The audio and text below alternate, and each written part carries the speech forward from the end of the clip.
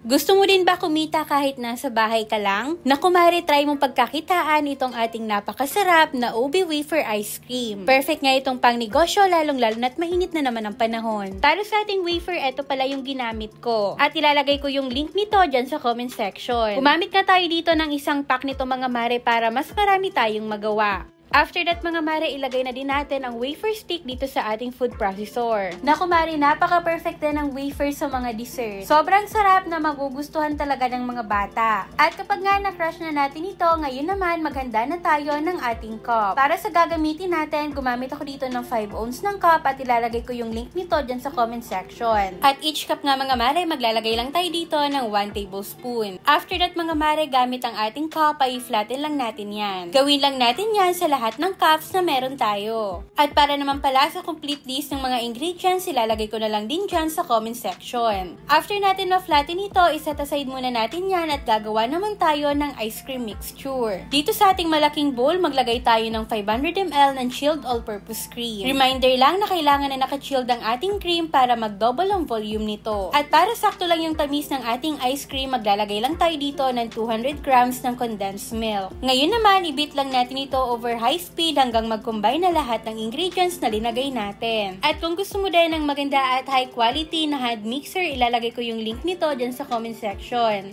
After mag-double ang cream mga mare, ay pwede na natin itong ilagay sa piping bag at ilagay natin sa mga cups. Need natin itong ilagay sa piping bag mga mare para hindi makalat ang ating ice cream. Maglagay lang tayo ng saktong amount ng ating ice cream dito sa ating cup. At dahil nga dalawang layer ang gagawin natin dito mga mare, maglalagay ulit tayo dito ng isang scoop ng mashed wafer. At 1 tablespoon din pala ang linagay ko dito. After natin malagyan lahat, ay flatten lang natin yan. Para sa remaining mixture natin, maglalagay tayo dito ng ube flavoring. Ngayon naman, haluin lang natin ito ng maigi hanggang mag-combine ng ating ube flavoring dito sa ating cream. After that mga mare, kapag ganito na ang consistency, pwede na nating ilagay dito sa ibabaw ng ating dessert. O diba, napaka-perfect nito lalong-lalo na sa mga handaan. O kaya naman merong okasyon sa inyo at birthday ng anak mo, pwede mo tong gawin. At para naman sa ating toppings, naglagay lang ako ng wafer on top. At after nga natin malagyan ng toppings, ay pwede na natin itong ilagay sa freezer. At eto naman pala mare, lahat ng nagawa ko. At kung gusto mo naman na madami pang magawa, doblehin lamang ang sukat ng mga ingredients. At ayan mga mare, kailangan lang natin itong ilagay sa freezer for at least 2 hours. At after 2 hours mga mare, ay tingnan nyo naman kung gaano kaganda itong nagawa natin na ube wafer ice cream. Perfect nga itong gawing din pang negosyo, lalong-lalo na't mainit na naman ang panahon. Ngayon naman, takpan lang natin ito mga mare at ready to serve na ang ating napakasarap na dessert. At yes mga mare, pwede mo na itong pagkakitaan kahit nasa bahay ka lang. Kaya naman, try nyo na din gumawa nitong napakasarap at napaka-easy lang na dessert. Yan lang muna, follow for more dessert recipe.